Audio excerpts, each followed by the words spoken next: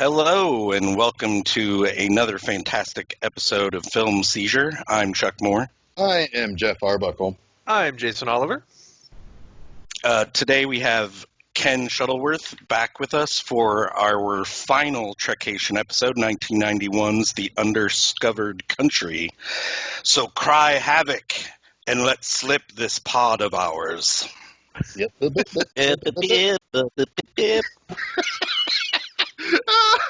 Oh, that went over exactly like I thought it would. It's always better in your head, isn't it? It is. It's like that Star Trek V idea. It's always Yes, better exactly. in your head. That's exactly what I was about to This call is it. the stuff I keep coming back for. We Yep. Star Trek V that one all over the place. Good job. We sure did. So just as another reminder, this is another quarantine episode, doing our part not to spread any germs of discontent or hatred across the galaxy. Star Trek 6, guys. Star Trek 6. Star Trek 6. We are on our final voyage for this Trekation, and it's kind of a sad one. I have to say, I openly weep every time I think about this. this, I believe, was the first Star Trek movie that I was able to go see on my own in the theater, right? Because I think I was 12, and I think by then my travel rights on my bike extended enough to where I could get downtown to go to the theater and lock my bike up, outside the theater and go to the United Artists downtown. And I saw this movie. Jesus Christ, I don't even know. Like every chance I got, I went to go see this movie. Did you boldly go see this movie? I went boldly to the Undiscovered Country. I was 12. This was at the peak of my Star Trek fandom, right? Because you had, Mike, I still had a really strong connection to the original series because of my dad. We loved these movies together. I saw 3, 4, and 5 in the theater with my dad. And then 6 I saw with my dad again, I'm pretty sure. But then I went a bunch of times on my own or with a friend. Then you had also The Next Generation was on TV, and I was obsessed with that show. I used to watch, I think even by then it was airing new episodes, but it was also in syndication and airing episodes every night at like 7 p.m. or something like that. And I used to watch those because any of the ones I'd miss, I would go back and watch, the Daily Show. I mean, I was just immersed in Star Trek. I was collecting the goddamn fucking trading cards at this point. They did the 20th anniversary, I think, or not that long before this or 25th anniversary. 25th anniversary. Yeah, they did a big. That whole year was like, this was the culmination of the 25th anniversary celebration. I remember during the summer, like there was a whole week on Channel 59 where they played like the fans' top 10 episodes or something. So they would play them, back to back or whatever. Because the season, I think by the time this movie came out, Best of Both Worlds had already completed. Yeah. Part 1 and Part 2. Pretty sure. And that, of course, was the number one Next Generation episode. I mean, come on. There was Amazing. There was nothing in the world, like pop culture wise, that I was more into in 1991 than Star Trek. I was absolutely in it. So when this movie came out and it was good, not only good but fucking great, I was so happy. Yep. Yeah. How many times did you get pantsed for your Star Trek club? Yeah, I definitely had that group of nerdy friends who were Star Trek fans. Yeah. It's all right. We've all been there. We've all had our pants ripped out. 12. I would have been like 7th grade probably. Oh God, that would have been the worst fucking time to be a Star Trek fan. Middle school sucks. It would have been the summer. It would have been the summer after 6th grade when this came out. So I would have been transitioning from 6th grade Catholic elementary school to 7th grade. No, this was in the winter time. This is a couple weeks before. Oh, Christmas. You're right. It wasn't summer. So yeah, you're right. I would have been in junior high. I would have. Oh just started God, that would junior have been high terrible. that fall. Ugh. I was in ninth grade when ninth graders stopped messing with each other for a little while because we were all on the bottom of the totem pole again. I never really had problems with bullies or anything. I was into. I never really did either. I was into enough different things like sports, and I was a pretty good athlete that I could get along with kind of everyone. You know, I would eat lunch with the nerds, but I would pick up basketball with the jocks after school. You know, so I was kind of like the best of both worlds. Oh, you got assimilated into the jocks. Anyway, let's talk about this awesome movie, guys. I'd rather dig deeper into your pain. We're going to take a step back to. You're a movie late. We should have done that last week. Screeching halt. Yeah. If you want to talk pain, you should have done that last week during 5. Yep. Fair enough. Let's move on to greener pastures, which is where our cast will be at the end of this movie. Man, I'm gonna pull. While we're talking, I think I've got my old Star Trek trading cards within reach. I'm gonna pull them out and reminisce while we this episode. Oh, that's fantastic. All right, so I want to turn the attention off of us dorks to our third member of our crew and our guest. We could say Ken is our Sulu in this episode because he is flying in on the Excelsior. Wait, he's a third member. What does that make me? No, you're the third member. Oh, okay. You're still our bones. You're still. I thought you were talking about Ken. No. Oh my Ken, God. go ahead then. I'm what, Ahura? I'm Blur. Hold on. No, you're Sulu. You're flying in on the Excelsior to help out here. Oh, okay. Come in at a quarter impulse power, please, Ken. So Ken, you had mentioned.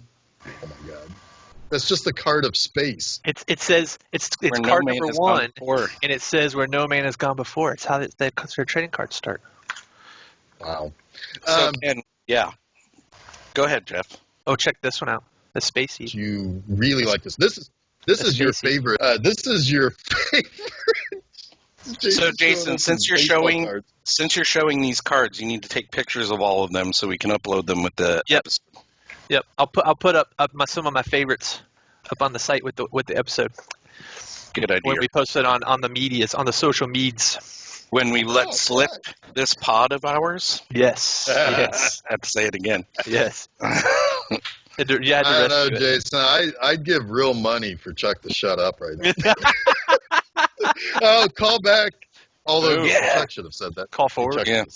Yeah. All right. Anyway, so Ken, this is your favorite movie of this run, right? Or is it your favorite Star Trek movie, period? So, yeah, because I had mentioned last week that I watched one, so now I've seen all of them 40 years into my life, which is way too late. But, yeah, I had a really hard time deciding between this one and 2, which one was really my favorite. Fair enough. And I think I would probably lean a little bit more towards this one, just because I saw it before 2, and no offense to 2, but I'm with a lot of people. I fucking love this movie. Sure. There's a lot of power in the first one you've seen. Yeah. So because I think I probably saw Wrath of Khan before I saw Motion Picture. Although Wrath of Khan, there's no universe in the multiverse where Wrath of Khan is better or is not as good as Star Trek Motion Picture. Right. So I don't think that would have mattered much to me, but no, that makes sense. I mean, I'm on board with that ideology there. Yeah, I told Jeff yesterday that I think 6 is a better film, but 2 is just more iconic. Yeah. So there's a lot of more iconic moments in 2 that you will recognize, but 6 is just solid. With the exception of them hammering a few points home a little too much, the movie overall is just really good. It's a good film. It's the only Star Trek film that I have seen, I think, maybe with the exception of 4, that would stand alone outside of the Star Trek universe. As it could be a non-Star Trek film and still be good. That makes sense. No, that makes a lot of sense. Because we never really talked about the timeline of these movies when we were talking about them. I mean, I think I did mention that Star Trek 2 was some, 14 or some 13, 14 years after Star Trek 1. Because Star Trek, the motion picture, is supposed to be 2 years after the end of the series. Somehow they passed that off because everybody looked a lot older. Right. But, they all look 10 years older. But no, they basically placed it there. But why, I'm not entirely sure. But they let time pass so that Star Trek 2 happens where it should happen with everybody's ages. Right. And then 2, 3, and 4 seemingly all take place within a handful of months. And technically, I guess 5 does too. Yeah. But this one progresses forward. Because this is actually, I think they date it in 2293, I think. Sulu says at the beginning he's already captained the Excelsior, and he says that they've been on that mission for 3 years. 3 years, Yeah. right. Yeah. So that had to have been upon return from 5, basically, or shortly after that, or something like that. Because the other thing is also the rest of the crew of the Enterprise is just kind of hanging out. Like they're not really on a continuing mission. There's a reason why they always said 5-year mission or whatever in various series, because normally a ship would be sent out into deep space, do some things, catalog some shit, or go on some sort of diplomatic thing, and then come home, and then they just kind of hang out. They don't really do anything until they're put onto another mission or their mission is extended. So I think this was kind of meant as, at this point, the Enterprise and its senior crew are really kind of more on that diplomatic sort of level now, where it's like, well, the Enterprise is a flagship in name only. The Excelsior is technically the new flagship or whatever. That's always the impression I had at the beginning, because they all come into that meeting and everybody seems like they're saying hi to each other for the first time in a while or something, you know. Yeah. And not quite like how 2 is, where everybody is basically based on Earth at the Academy. Right. These guys have all gone home and they're all in reserve duty or something like that. But and you can tell too that Kirk is looking forward to Spock because he hadn't seen it in a while. And he's like, "Where is he? Where's Spock?" Yeah, where's Spock? They're all there. They're all there, but Spock isn't. Right, or at least they don't see him yet. Yeah. He's there. Is everybody else? Is Uhura and Chekhov there too? Yes. I think they are. Yeah, pretty sure. Because because Bones is like, well, where's Sulu? And that's when he said, "Oh, Captain Sulu." Yeah. So they one guy didn't even know that their good buddy had been promoted. Had been a captain for 3 years. For 3 years, yeah. Yeah. Bones has been off in a stupor, like in a fucking brandy. He's been hanging out. Damn it, Jim! I've been drinking Romulan air. Yeah. He had too much bourbon in his beans for a while. Right. Yeah. He started. His brain. Yeah, really started cooking Southern, if you know what I mean. Yeah.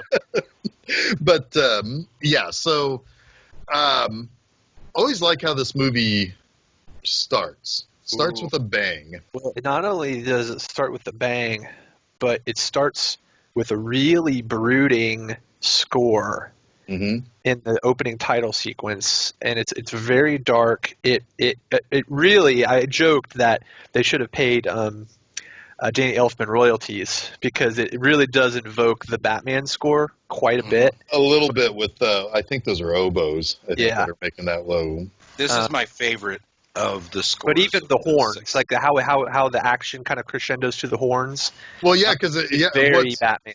what I like about the opening title score is that it crescendos, stops, bang.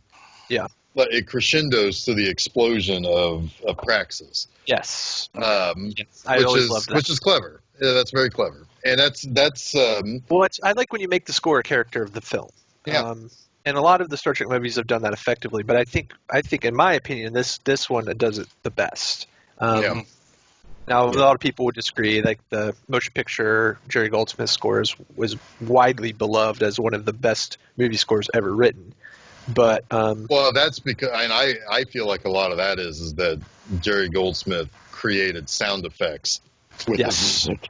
So we talked about that. It is amazing. And Dave, our good buddy Dave, told us that that's actually a crazy instrument. I can't remember. It's like called like the God Hammer or some weird thing. I hope that's exactly what it's called. It's like a giant hammered dulcimer that produces this crazy electronic effect. Yeah. And ripples. And ripples, yeah. Was there some God Hammer in 5? Yeah. They could have used some God Hammer. They could have, because Goldsmith was back. It's like, come on, Jerry, help us out here. So the movie opens with an explosion in space, and I'm pretty sure that George Lucas watched this movie and took notes about that ripple effect that comes out from. It's called a blaster beam.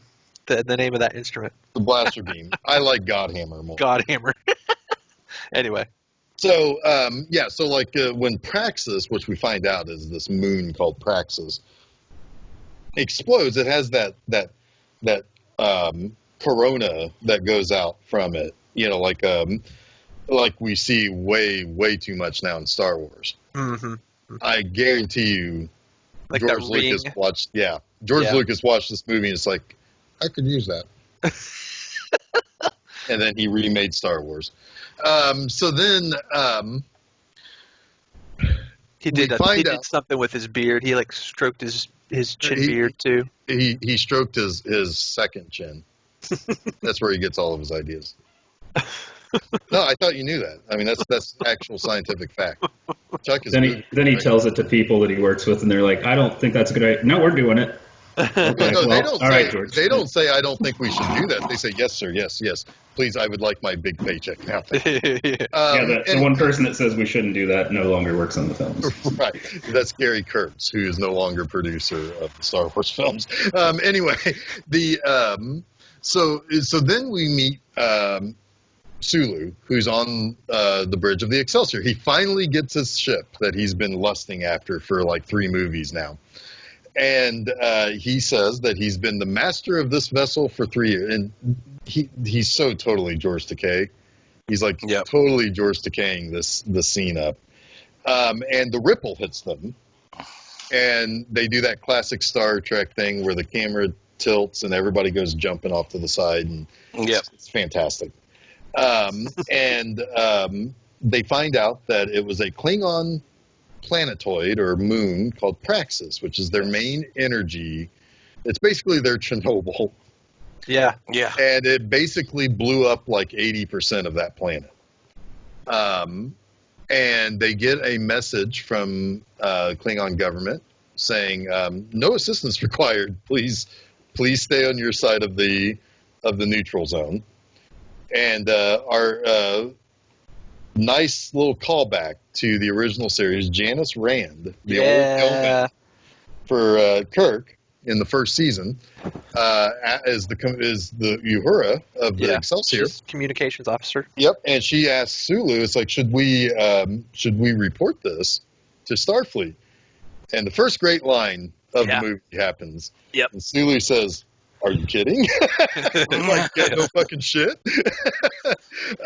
So that then we then transfer to Starfleet Command, where Kirk and McCoy and Scotty and Uhura and Chekhov are all being brought into this meeting with the higher ups, the super brass, including Brock Peters, who's been brought back from Star Trek IV. Mm-hmm. Yep. Admiral. Again, the continuity of these movies is fantastic. It truly is. Because Kurtwood Smith, who plays the president of the Federation, even plays an alien that we saw in Star Trek 4 on the Saratoga. Bitches leave. Yeah. He stands up at the end of the movie. His big speech to the Klingons is "Bitches leave." The great Kurtwood Smith, of course. For those who are confused, that is a great line by him in RoboCop. And then as he walks off, and he's also from the dad in that 70s show. That 70s show. Yep. Absolutely. And as he walks off the little podium there, he can be heard saying, "Why don't you just give me my fucking phone call?" Have we done RoboCop for the podcast? Did we Are do you fucking RoboCop? kidding me? Yes, I can't we remember. did. Yeah, we did. Yeah. That's a good There's movie. like 100 episodes ago. Or something. Well, I'm just saying, man. We do a lot of episodes. I couldn't remember. No, it wasn't 100 episodes ago, but it was like right around the time we did Cobra. I think we watched that and Cobra the same day. Yeah, sounds right. That's a hell of a day. It's a good day. Mm-hmm. Anyway, damn, dude. Sorry, I took us off track there. Yeah. Oh. So I it's the feel like debrief. we should play. I think we should play a trivia game in a special episode where we quiz Jason on which episodes have we done. Fair. See if he. Or you could have Chuck host it, and it'll be like a true or false, and then he'll just name a movie, and you both have to say like, yes, we did it, or no, we didn't. Well, and considering compete for prizes. Considering I so-called edit these episodes, I'm gonna murder Jason. Yeah, that's true. That's very true. That's very true. I feel like Okay, you're going to it must be murder him just Jason. because he didn't know you did RoboCop. Yeah, I know. Well, that is also going to happen. Chuck is our new number 2. Ken, do you want to take Chuck's I place? must protest. I I was must going to protest. say, I think I even knew you guys did RoboCop, and I don't appear on these very often. Watch it. We need to end these 70 years of hostility. You're just reading your notes at this I point. am. I'm just reading my notes. I'm reading quotes Fair enough. from Star Trek 6. I'm trying to bring it back. Well, you can tell playing that we've cards. been on a long vacation because we all just want to go home. We're sick of each other. We've been stuck on this stupid Enterprise together all this time. But here we are hanging out again.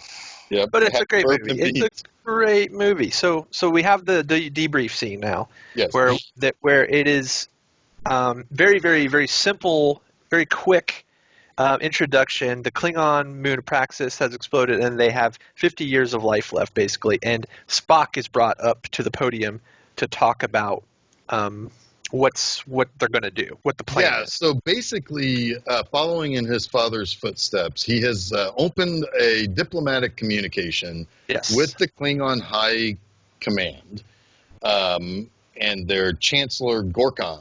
Yes. I like that name. It sounds like he should be going around exterminating bugs. The Gorkon man. And so then he says that we volunteered the Enterprise to go, and Captain Kirk. And Kirk's like, huh? Who the fuck are you? Yeah, he's not happy with this. He is not. And he basically, and the head admiral is like, hey, you're our first olive branch. We're going to show them how much we trust them by sending the person they hate the most. Right. Great ideas. Exactly. And vice versa. But only Nixon could go to China, right? Yeah, the old Vulcan proverb, proverb. only Nixon could go to China. So great. But there's a lot of really great lines and great exchanges in this scene. Let them die. Brock Don't Peters. trust Well, before that, Brock Peters, he's like, I must protest, and he's like, we need to bring them to their knees. Then we'll be in a far better position to dictate terms. And this, I think, is when Chuck started picking up on the fact that he was really going to like this movie, because there's a lot of stuff going on here. There's a lot of Xenophobia. signaling that the humanoids in the Federation feel, at least some feel, that they are above the Klingon, and the Klingon, because of this, would just end up being what does he call it, Chuck? The garbage of the universe, or something like that. Yeah. Yep. Yeah. Alien trash. We're going to bring trash. the alien trash here. Yeah. Yeah. I mean, it's how I feel about Europeans. The Euro trash. But yeah, I love that exchange that you were getting to, Jeff, when after the meeting ends and Kirk and Spock have it out. Yeah, because Kirk is not happy that his friend spoke for him when he should know how he feels. Yeah. Right. He was more pissed than he was at Spock when Spock wouldn't kill Cybok. Yeah. Yeah, right. So he is, and Spock is like, well, here's the situation, and Kirk is like, don't trust them, Don't believe them. don't believe them, let them die. I love that. I love that. Yeah, that exchange. I don't trust them. Don't believe them. And then Spock says Right. they're dying, very matter of factly, and Kirk responds with "Let them die." Very matter of factly. Yep. Which is, and here's the thing. I don't agree or disagree any more or less with either side, which is kind of maybe, if we were looking at all things being equal, right?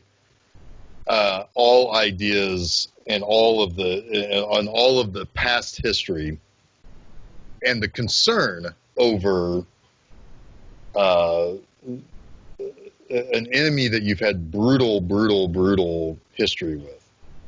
There is validation for both sides of this argument between, well, maybe we have a chance now to win them over with friendship versus we don't have to help them. Well, Spock is like the people who want to accept the Muslims into our country that have Sure. trekked across whatever amount of space and time, and Kirk is like, no, a few of them have tried to kill us multiple times. Sure. So I tend to side with Spock. on this. The right answer, yes. The really truly right, quote unquote, right answer is Spock's side. However, it is not fair to completely and totally throw away somebody who has been in the trenches the entire time. And that kind of comes up later when they have their meeting and they're all sitting around the dinner table talking about the future. And they're saying that, the future and the change is going to be hardest on the older generation. Yeah, if there's going to be a brave new world, our generation is going to have the hardest time living in it, which is a great line. Yeah, exactly. That's what Gorkin tells Kirk right before they beam off the ship. Yeah. So yeah, that whole thing, Chekhov had already said, "Guess who's coming to dinner?" Right. Which is a great line. It really, if you know that movie at all, or that story at all, which I think a lot of people do, it really tells you this is what this movie is about. Yeah. It's about the trouble in accepting either accepting it at all because you hate these people, or accepting it because you know the problems it's going to create, even if you want to help them. Mm-hmm. Right.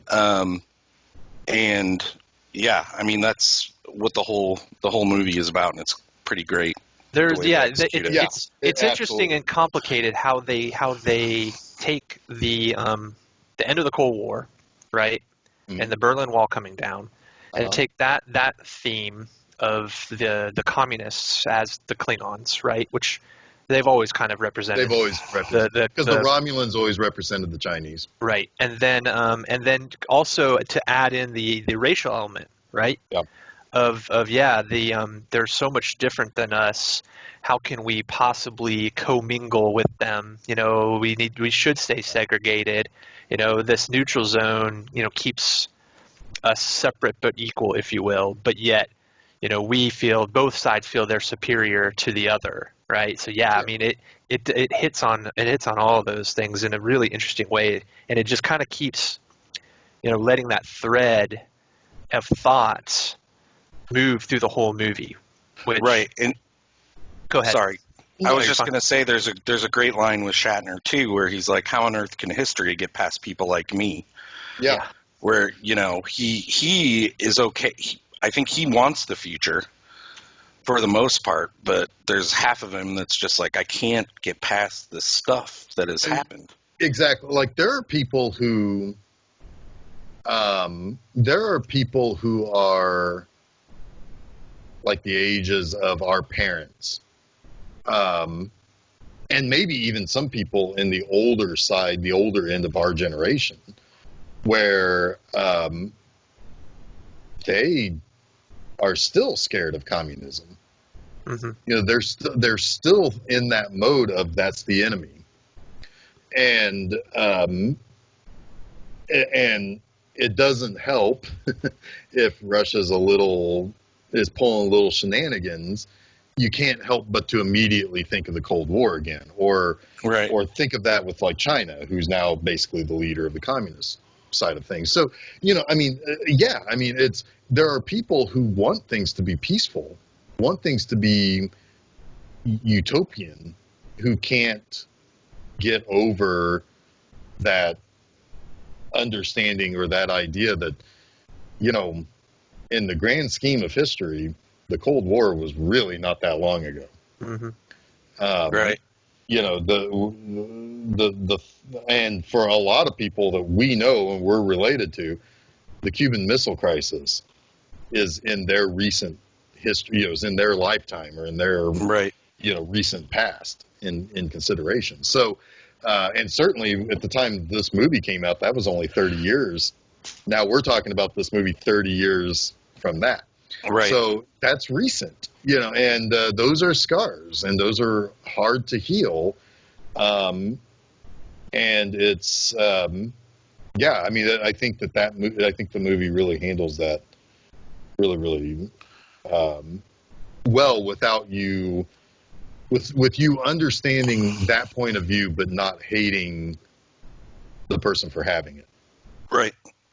And it's interesting, too, like Star Trek has done, one of the things I picked up on through 2 through 6, not having watched these movies a lot, they use lines from popular literature or people to explain a giant portion of the story. So if you're literate or you've watched a lot of movies, you like the cry havoc and let slip the dogs of war. It's a Shakespeare line, which there's a lot of Shakespeare that comes up. Or Guess Who's Coming to Dinner explains a huge theme. Or even Shatner after the dinner saying, we weren't Emily Post, right? If you don't know who Emily Post is, you might not get it, but it's basically just all about etiquette. Yeah. So if you understand these concepts in a larger way, the story gets much deeper. But they don't explain it to you necessarily. They don't, and they do. It's like they give you that reference, but they also, you know, allow Spock, you know, to say something along the lines of, I doubt that our own behavior will distinguish us in the annals of diplomacy. Right. That's awesome. In retort to pretty racist comments by Uhura and Chekhov, you know, regarding the way. Well, that was the other guys, but regarding their terrible table manners and how they eat and things like that. Yeah. Earlier characters comment on the fact that they all look alike, and what about that smell? Yeah. Yeah, going to the literature point, because it has been brought up in what was it, 2 or 3? There were some Moby Dick references, and I like that there's just enough references to those. Like, they don't take it in the writing overboard. Like, you have enough time between when Christopher Plummer's character says a line, it may be like 20 minutes before he says something else. So you just get it interspersed, and it's not just like, oh, we're just going to make a movie that's just throwing Shakespeare at you the whole time. It's used very well and at the very right times. Yeah. It also brings it's bringing them to the same table, which while they're sitting at the same literally, table. And that scene is really well written.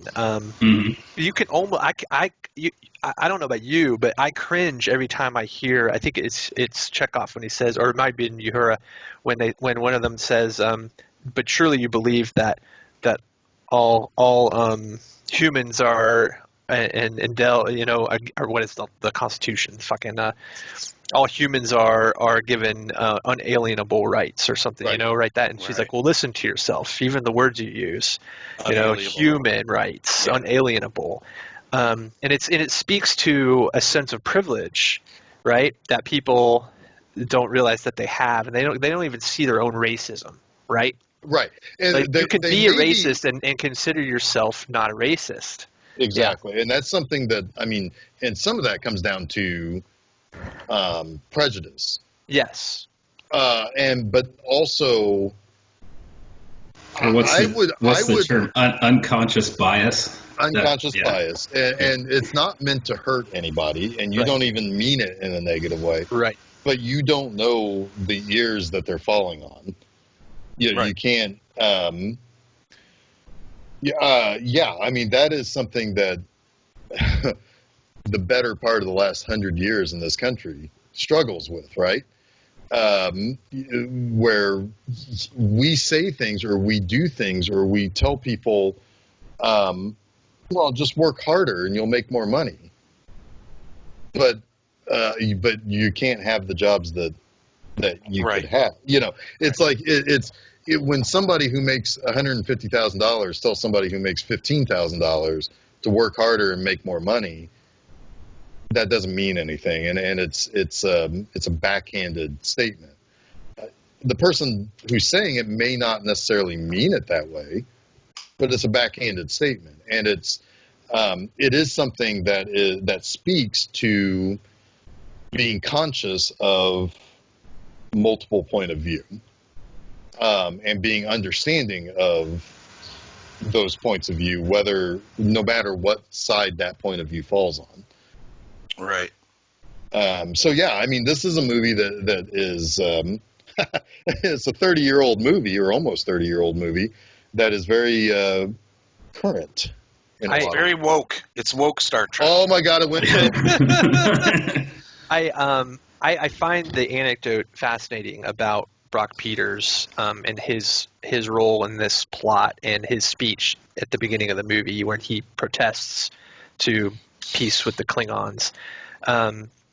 Obviously the fact that he's Tom in To Kill a Mockingbird is very relevant to why he's cast, or why he's cast as this character. He's already a character in the Star Trek universe, but why he is the one to deliver this. And I find it really, really fascinating that, obviously Meyer thought that his speech would be particularly meaningful coming from this actor's mouth, but Brock Peters had a lot of trouble delivering this speech. He knew why he was doing it and why it was important, but he couldn't. He had to do it in multiple takes, I think, because it was just very difficult for him to play that character.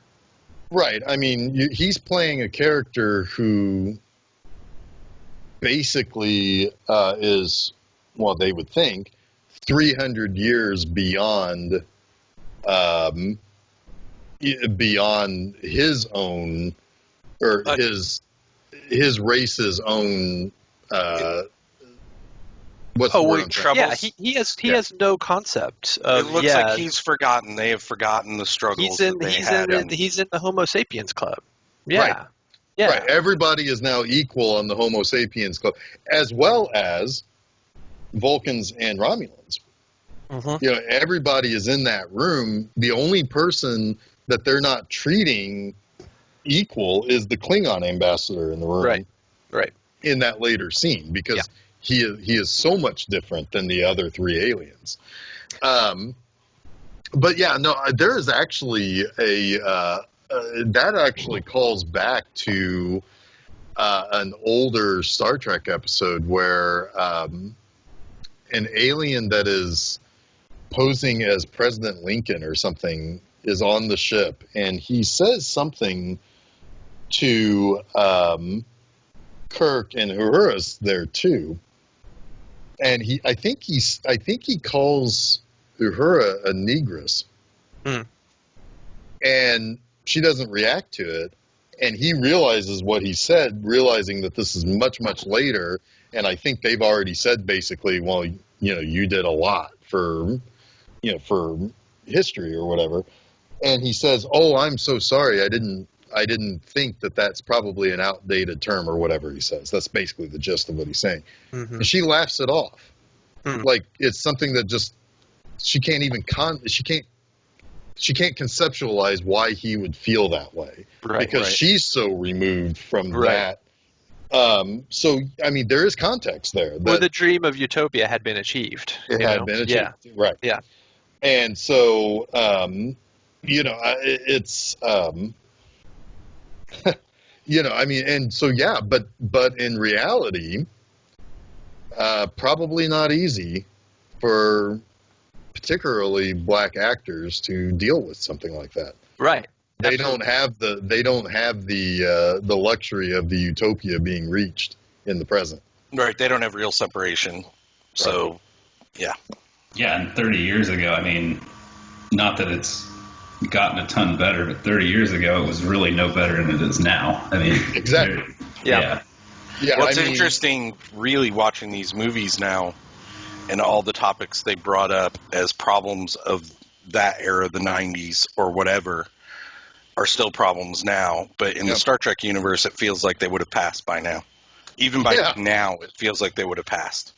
Yeah, and again, it's kind of comparing, like, if you realistically look at it, you're comparing to something that's 300 years in the future looking back at, 30 years of time or whatever. Yeah, it's not much. It's not much. Mm-hmm. Like, right. I don't, I mean, like, if I think about something that's historical, and they say, oh, it took place in 1815, and by 1850, people were doing, and I still think of that as,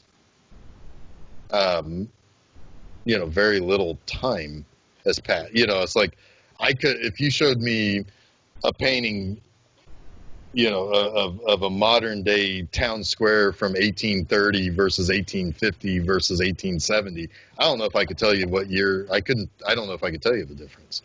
All right. So, looking back at that, and so, yeah, you're dealing with a movie series that is looking back on a very small portion of time, or taking place during a small portion of time. It's, I mean, and things are not much different. It feels like, to me, in 300 years, the only thing we'll have is the technology, unless something changes soon. Well, I can tell you in universe what that was. World War III is what basically everything, all the governments got wiped out. So, first contact, actually, I think dealt with that, where World War III happens, no governments, one guy creates warp drive, the Vulcans come, and everything gets better from that. Gotcha. So that's the in-universe thing, but in our timeline, that's still like 100 years away. Right. It's like in the 2100s or something. So, but right, you could also say that with original Star Trek and these movies and things, like Gene Roddenberry's idea of the future ties back to the title. It was the Undiscovered Country. Like, it's the idea of, like, everyone, with the exception of, like, Klingons and stuff, is living in peace. There's no such thing as money. There's no such thing as power. It's just utopia. Yeah. I mean, Chancellor Gorkin kind of says it himself, right? I see we still have a long way to go. Yeah. Well, and it's easy for him to see that because he's the one on the bottom. Right. The people on top think, oh, we're going to dictate to you what is or is not going to happen or whatever. And they think they own all the power, which they do. Mm-hmm. But they don't understand. They think that tomorrow it's fixed. Right. The people on the bottom say, we got a long way to go. Right. Kirk is very privileged, and he acts as such, even though he doesn't mean to. Exactly. Well, I think even with the Klingons, like, if, what I think we'll eventually get into, happen, like, even coming to peace with the Klingons doesn't mean that everything is at 100% going forward. There's always going to be something that's going to be coming. Like, we didn't have more original Star Trek movies to show that, but you even saw in Next Generation, Voyager, like, there's always a quote-unquote enemy. And I think that that's just how it's going to be. There's never, even 500 years from now, it's not going to be 100% peace across the board that we're all living, utopia, happy lives. Yeah, and that's kind of what we see then. What drives the plot of this movie is that there are factions in play that are more comfortable living with each other as enemies, than as peaceful allies. Yes. They've become comfortable to the discomfort of war could happen at any time. Right. So it's interesting because there's now this conspiracy between the two sides. Yep. That they're working together to stay apart, which I find which I find fascinating. It's fascinating, but you know what though? And here we go, another rabbit hole that I'm going to go on. It's a real thing. There are people who, I mean, in this country, there's a political party that is made up of people who should never work together and should never want to work together. And yet they do, exceptionally successfully. So it is, I mean, it is fascinating when things like that can, where it is more important to remain enemies that you will make friends out of your enemies for a short period of time. Now, I know that there was a brief discussion of mothballing the Starfleet and all of that. That was never what they really were saying, other than maybe they would downsize to more exploratory type of stuff. But technically, if we were to jump from Star Trek 6 to the Next Generation, they upsized. Everything got bigger. By the Next Generation, they were having families on the Enterprise, which was actually accidentally perfect foresight, because when the Borg come along, Starfleet has to downsize to create better fighter ships because they're not equipped for the dangers of their new future. Well, there's a fascinating moment there too, to think about when, they talk about, are we mothballing Starfleet? And it is the military. They have come from the origination of Starfleet, which was as space and science exploration, right? Defense. To purely as a defensive force, or military force, and they don't even think about it in terms of what it was originally defined as. Yeah, which is, and part of that is also the confederation of the Federation, right? You have all of these different aliens and all of these different species. They're scared of being attacked if they're on the outlying parts. So you are catering to those people by defending them.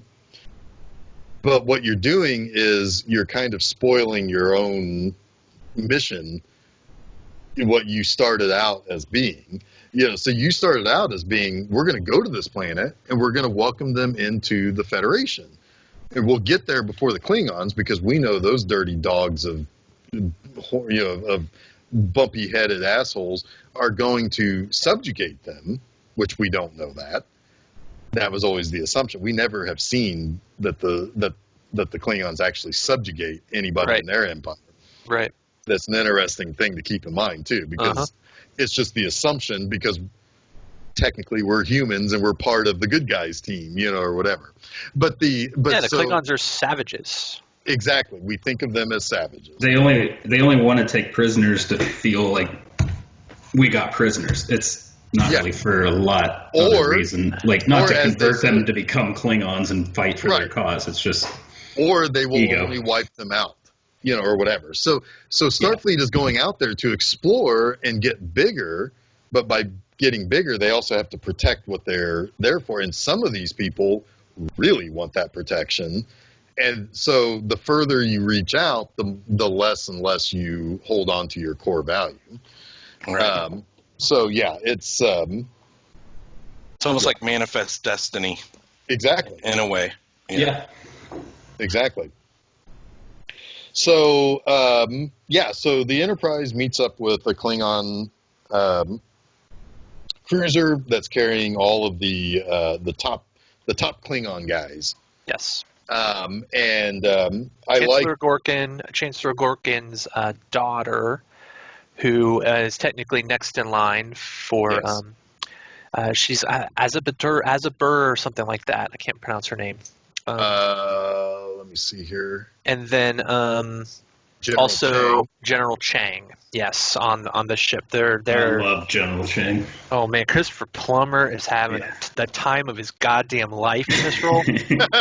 He is joyfully spinning around in his little captain's chair in the Man. bird of prey. He's great. Yes. But he also does something that is interesting. He kind of ponies up to Kirk and tries to measure his dick a little bit too. Uh-huh. And he's complimenting Kirk, sort of, but Kirk is not happy with, he is being justified in his concern. It's like this guy comes up and says, "I've always wanted to face you, or be face to face with you." Oh, I don't know if I like that idea, but. Christopher Plummer is just killing it. There's an interesting dynamic there, yes, because you get the sense that, for all of Kirk's brashness, he doesn't fantasize about going up against General Chang in battle, He doesn't know who he is. But he doesn't know who he is. He doesn't care. But General Chang knows the name of James Tiberius Kirk as he probably learned it from Captain Claw. Right, exactly. Yeah. As the enemy of the Klingon people, and he does. He probably has fantasized over and over again about defeating Kirk in battle, right? So there's definitely something at play there that is kind of does lend credence to the fact that the Klingons are definitely a warrior civilization. Sorry. They're defined in a lot of ways by war. I also think that Chang, by the history of what of Kirk has done to Klingon people in defense of himself, forces Kirk to be what Chang is afraid of. Yeah. So his whole reason for pigeonholing Kirk is fear. Yes. Yeah. And he thinks that Kirk is this monster that just destroys Klingons. Right. Which in turn changes Kirk into that boogeyman. Yep. Yeah. Right. Yep. Yeah, that's a great point. Yeah. That's a great point. So, and then also they have the chief of staff, who's this gigantic Klingon. Yeah, he's a monster. He is, but he's also very soft-spoken. Yes. Yeah. He's like the happy, nice Klingon guy. Is he the one who, when I'm jumping ahead a little bit, but is he the one when Kirk and Bones beam aboard, he's like, have you lost your minds? Is he the one that says that? Have you lost your mind? Why wouldn't we arrest you on the spot? The delivery of that is so good. It's like he is just He's terrified. He's terrified. Yeah. Yeah, he bought into the piece. Yeah. Yes. And now he's being turned around on it. But at the same time, it's like really he's conflicted in that moment, and he still wants to believe the best in them. Right. That's an awesome moment. It really is. Yeah, it's every moment in which somebody is pleading for themselves in this movie is delivered perfectly. Yeah, and to see that coming from a Klingon too, it lends so much dignity. Hey, we got these guys wrong. Yeah. Because it's like, wow, yeah, they are just like people. They just have different culture than we. Right. It goes back to that what we talked about in a previous episode, that the Klingons really are just another Enterprise if we saw the story from their perspective. Yep. Right. It's played out really well in that scene. Right, and we only ever had seen up to this point the bad guys. Right. That the ones that in a one-off Star Trek episode would have been a bad captain of a ship of fools or whatever. Right. Right. I mean, other than Worf, we hadn't seen any really good Klingons this entire time. Right. I got some things about that scene too, but we'll get to that. Yep. Okay. So that night everybody is kind of hung over on Romulan ale. Yeah. And note to galley. Yes. Do not serve Romulan ale ever again at a diplomatic function. Finally at 6, they were like, nope, no more. Yeah. So then so Kirk gets called back to the bridge because there is an unusual neutron spike. Yeah. Not coming from the Enterprise or the cruiser. And as they're trying to figure it out, they watch the cruiser get torpedoed twice. Yep. And in the confusion, Enterprise fired. Yes. yep. And at first the Enterprise shows no record of firing. A little bit later it does, but physical count of torpedoes is accurate.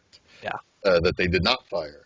And meanwhile, on the ship, two Starfleet spacemen from the MTV Movie Awards or Video Awards statue beam over to the Klingon ship and begin murdering everyone, or as many people as possible. They've knocked out the gravity with the torpedo strike, and it's so cool. So all of the Klingons are helpless, really, to defend themselves in anti-gravity.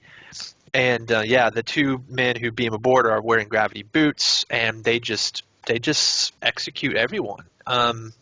Or at least everyone that's in their path between the transporter and the Chancellor. Except for one guy, they shoot his arm off, but he's still alive. Yeah. Yes. Yeah, And then the goal is to assassinate Chancellor Gorkin, yes. And this scene was always the special effects on this, 1991, the anti-gravity Oscar looked nominated. amazing. Yeah, the anti-gravity looked amazing. The floating Klingon purple blood just looked so cool. There was when like two bubbles like came together and it still looks so cool. well done. It still looks cool. Yeah. Well, it's they were trying to figure out what the colors should be because they wanted to preserve their PG. That's one thing I haven't talked about yet. All of these movies are rated PG. Yeah. Star Trek: The Motion Picture is rated G. In 1991, a ship of Klingons got assassinated. PG. It was great. It was great back then. I'd also read through like doing kind of history before we've done these episodes that a lot of the movies things were taken out to get the lower rating. Yeah, and certainly landing on. They thought at first that they would have green blood, but that's too close to Vulcans. Vulcans and have green blood, right? Yeah. And so then they decided they couldn't do red because red would push them to PG-13. Right. So they decided on purple/pink. I always thought it looked like liquid bubble gum. Yeah. But so we see they shoot the Chancellor. They go back to the transporter, and when they beam out, you see that they take some blood with them. It's always very important. It's always something that can get overlooked. I don't think I noticed that until the second time I watched the movie way back when. But they took blood with them, and then they restored gravity, and all the blood goes and splats on the ground. All the Klingon bodies fall on the ground. That whole scene was just amazingly done. Then I love the tension then of the ship now rights itself. And General Chang is at command, and the ship rights itself, and he radios the Kirk, and he's like, "What have you done?" And it's like, "Are you that?" I can't remember exactly what he says, but it's great. Yeah, and they're warming up the torpedo bay, and you can see. I always love the heat signature on the bird of prey. It looks like when it's about to fire. Yeah, and Kirk just he says, "We surrender." And his crew looks at him like, "What? What? They all want the shields up, Captain. Shields up, Captain." But he believes, and he trusts that Spock is right. Yeah, that the future is better, and that this is he cannot lead them to total war. And even if the Klingons couldn't afford it or survive it, he can't do it. Spoiler alert, I guess, but I love the fact that they use our understanding of how the bird of prey works against us to make this scene work. Yeah. Yes. Yeah. Oh yeah, we'll get to that because that whole section of the movie when Spock becomes Sherlock Holmes. Yeah, Detective so Spock. Good. Oh my God, it's so good. That is Leonard Nimoy just swinging for the fences. Oh man, well he even says as one of my ancestors once said, Sherlock Holmes he considers his fucking ancestor. That is amazing. Yeah. Well, and I think Chang says the game is afoot. He does. Yep. He does. So it's like we're entering Sherlock Holmes territory now. That's people. some Sir Arthur Conan Doyle going on now. Yep. So so anyway, so Kirk and McCoy beam over to try to help the survivors, if there are any, or what there are of them. except to kind of show you how walled off these two cultures are, McCoy does not know how to help in this. He doesn't know where the heartbeat is. He doesn't know what's normal. He can't close the wound with his stuff. And they at first think he's doing worse, or that he's causing him to that. But basically, and Strange Anatomy comes into play really well later too. So. Right. Yeah. Right. Yeah. Yes. So Bones is like, I'm trying to help him, and Gorkon finally is able to say to Kirk before he dies, don't let it end this way. And they are arrested. However, there is this interesting little piece of Velcro on the back of Kirk's uniform. Yeah. I always love that too. What I always loved is that it's very obvious when Spock does it. Yes. Right. And again, the first time you see it, you're not paying attention to how obvious it is. Right. But then also, not only is it obvious to the audience, but it's obvious to Kirk as well, because he knows He already it's knows. there. Yeah, because he already tells Bones, it's like, we're being tracked. Right. Yeah, it's like... Yeah. In all fairness, the dozens of times I've seen this movie, I still always miss him actually doing that every single time. That's funny. Well, what's funny is, and this is kind of actually great, just movie making, it's there the whole time. I know. Yeah, they don't lose continuity on that. Yep. And right in front of our fucking faces. I mean, it's it's an important plot point. So I'm sure like the continuity person on this movie was very aware that we need to make sure it's constantly.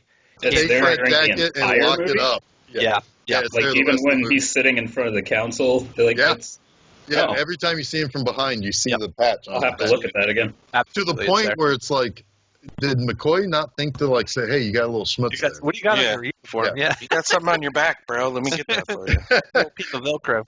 But, so they get arrested. You got a little kick me post-it note on your back. Yeah. Don't do that, Bone. Damn it to hell, Bones. Anyway, but so they get sent to trial. Oh, trial. Yes. Sorry. To trial. And so this is another really good scene, too, because this is when you know that there is shenanigans going on, because Kirk has earlier recorded a log entry where he talks about how he's never forgiven Klingons. I've never trusted Klingons, and I never will. I will never forgive them for the death of my son. Yep. Or is it boy? He might say boy. Might be boy, but they play that, and it's damning evidence, basically. Yes. To which Colonel Worf, their defense lawyer, is like, hey, their feelings are not on trial here. He is trying, man. He is trying to save these two guys.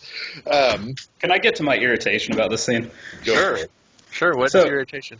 There was the one point where Chang asked them, like, were you not consuming a considerable amount of Romulan ale? And Worf says, objection, and it was sustained, and McCoy still goes, we all were. And it's like, I always thought, shut up! Yeah. Every time they sustain something, Kirk and McCoy still answer. So I always thought that this was some sort of kangaroo backwards court thing. Yeah. Because those Klingons are dirty scum of the universe. I think that's the way Bones is anyways. Like, he always says what he's thinking. Well, and that's true too. And he makes a passionate plea. I love it. Where it's like, I tried to save him. You were there. I was desperate to save him. He was the last best chance for peace in the galaxy. Yep. Fuck, so good. And, he's almost crying. Yeah. Because it's like, because also they're kind of calling into question his efficiency as the doctor of the, his credentials. His credentials. And the guy that we know is a hero, but he is, he's being called into question for that. Well, before that, when they do call into question, he's like, "So, how would you say your physical health is, or something like that?" He's like, "Well, outside of a touch of arthritis, I'd say pretty good." And that one guy the one Klingon's like, that one Klingon, that really tickled him. And he smiles at the guy. Yeah. And I love that the other guy says, "You have a singular wit, Doctor," which is a well-known phrase. Yeah, He's really calling into a fact that only one person laughed at him. That cracked me up. That scene killed me. But so they find them guilty, and instead of sending them to death, they sent them to the dilithium mines of Rurapente. And nobody on the Enterprise is all that excited about that because that's the aliens' graveyard. Nobody lives for longer than a year there. Might have been Scotty who said they might as well get it over with and might as well kill them. Yep. And at that point, also Sulu's like, "Hey, call over the Spock and tell him Excelsior is ready to assist." Oh man, that's such cool shit, man. That you've got Sulu on the Excelsior. Excelsior. Yeah. Excelsior. And the idea, of them being able to assist one another in this situation is just my 12-year-old mind was just like, this is the coolest thing. Right, and my 14-year-old mind was like, well, the Enterprise is still the tip, but in my 43-year-old mind, the Excelsior was a better shit. It's like, holy shit, they just got the heavy hitters that come in and help. Yes. You know, but it's good to know people. Right. But so they get sent to basically, which is Siberia, is really what, and they prove that if you get onto the surface, you will die almost instantly. Yeah. Pretty close to instantly. There's pretty much no security. There's no, turret towers. There's nothing really. There's just a shield, a beaming all there is shield. is a shield that prevents beaming. Yep. And they meet David Bowie's wife. Work bad, you work well, you live. Work bad, you die. Yep. And so Iman is there. Yeah. Bowie's wife. Yeah, Bowie's wife, and she is a shapeshifter and and befriends them immediately. And also at some point, Kirk kicks an alien in his knee balls.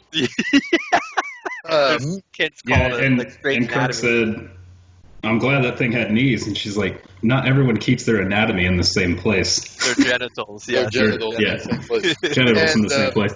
Which I'm like, and then Kirk that knee covering on his pants was like completely open. I'm like, so he's just flashing everyone? Right, exactly. Yeah, I've always thought that too. It's ridiculous. Well, and then wear a cup, dude. Wear some knee-pads. Kirk is like, "Hey, Bones, go over there and tell him that, there's no, we're not keeping a grudge." It's like, well, what if he is? What if he is? Yeah. So, but anyway, meanwhile on the Enterprise, Spock is playing detective because he knows something's not right. There's some good sequencing happening here. Oh yeah. Yeah. So they start going through the ship, and basically we haven't mentioned Valeris yet.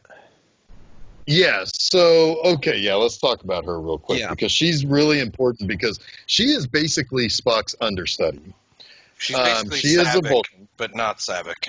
Right. It was originally supposed to be Savick, but with the revelation later, they were like, we can't do that. Also, I think I read that Kim Cattrall auditioned for Savick for 3 maybe, and didn't get it.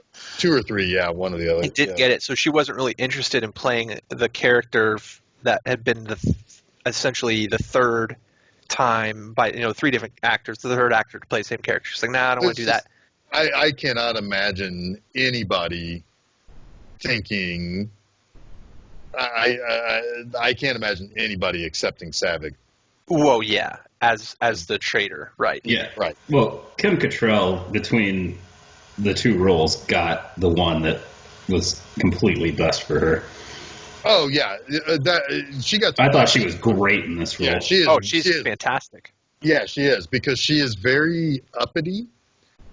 She is very much like Savick, where she even You men tries have work. Questions, commands. the command of like, well, we're only supposed to use thrusters in Space Docker. Wasn't that the same thing that Savick? It was a joke. questioned? Yeah, it was like a Savick joke. Yeah, it was like, and Spock is like, shut up. Yeah, Kirk just looks at her and then looks at Spock, and Spock looks at her like, no, just do it. Again, I've doing this always again. wanted to do that. I love that.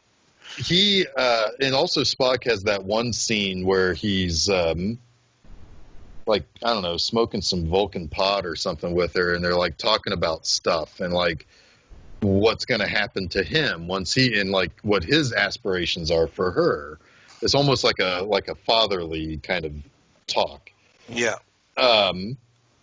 And then she's kind of his partner, like his Watson in this, because he basically says the whole line about, it's like, whatever remains, however unlikely, must be.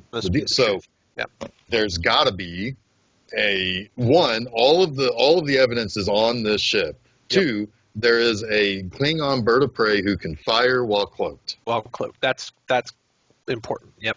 Yes. So but it's unfathomable because as Chekhov says, well, he was a there. Klingon bird of prey cannot fire when cloaked.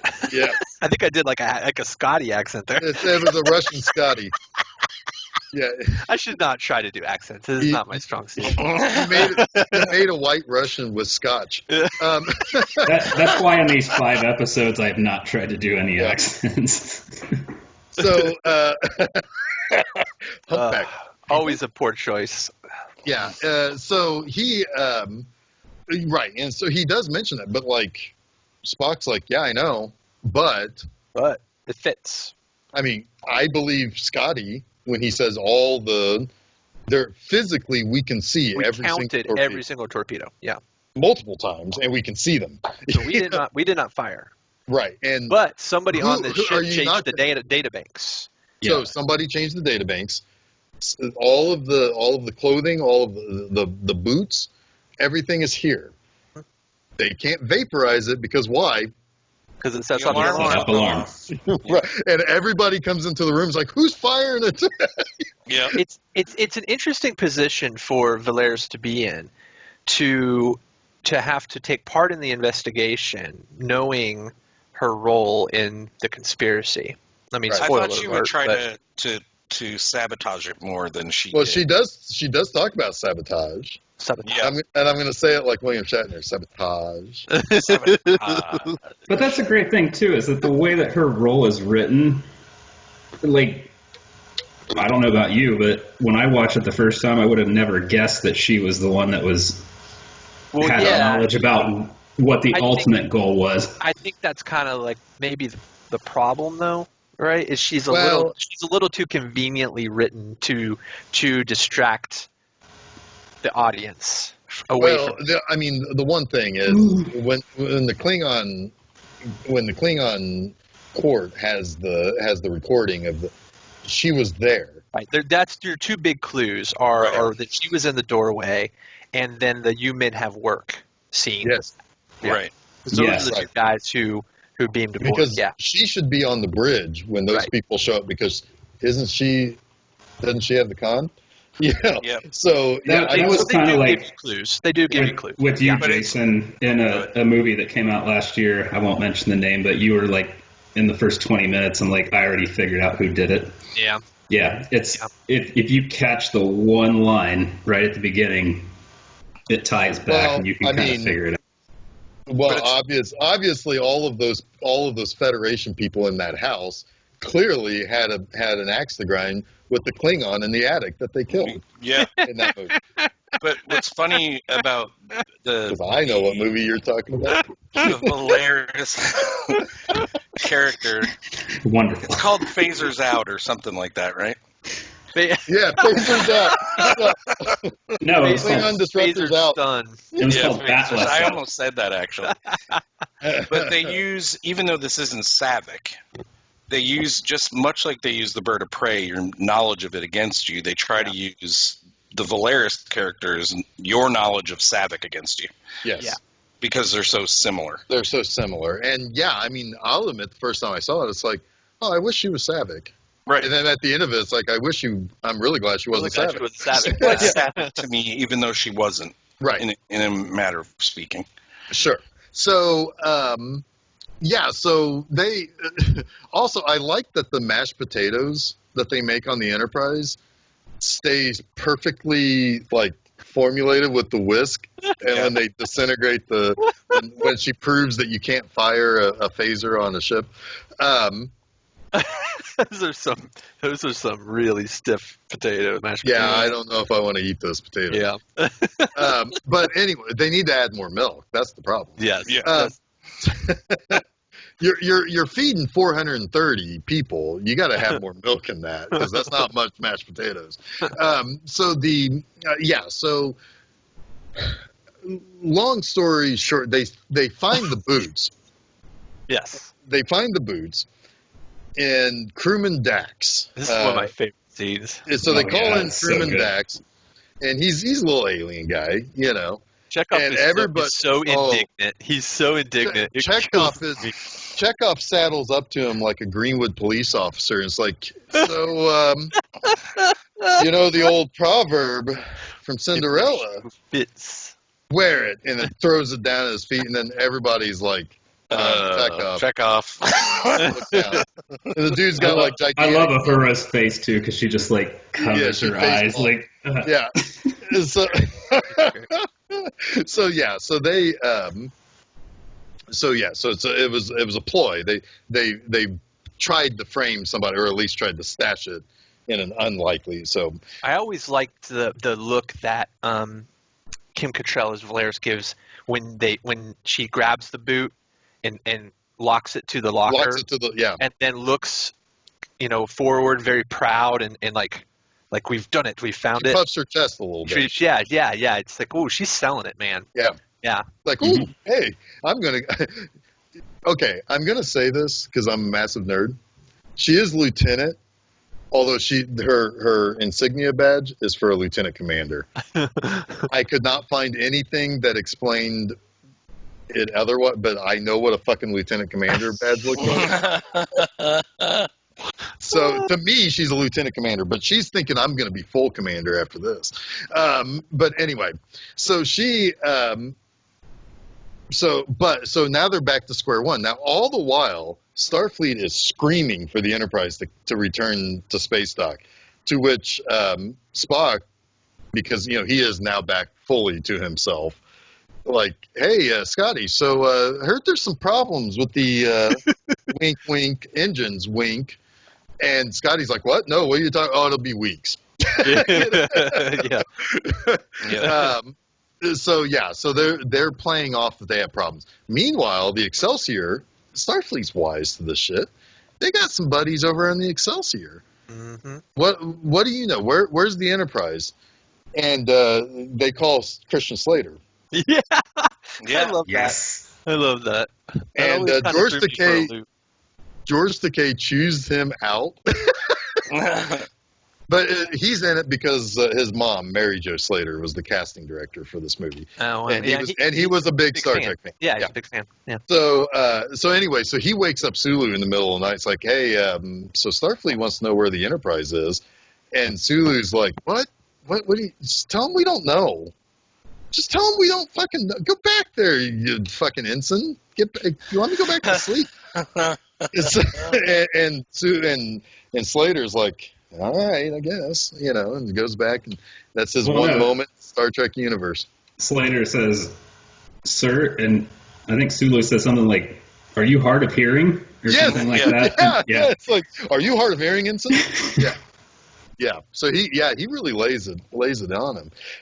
So we've got the Enterprise trying to find and solve the mystery of who beamed aboard the Klingon ship and killed the Chancellor. We've got the Excelsior waiting in the wings, and Starfleet really kind of being wise that the Enterprise ain't got no fucking problem. Scotty's a captain for a reason. He's back to being captain of engineering in this movie. Right. So it's like, we need to find out everything all of Kirk's buddies know. What's up their sleeves over there? Yeah, exactly. Yeah. And then you've got Kirk and McCoy and Amon on Rua Pente. And so they're going to escape.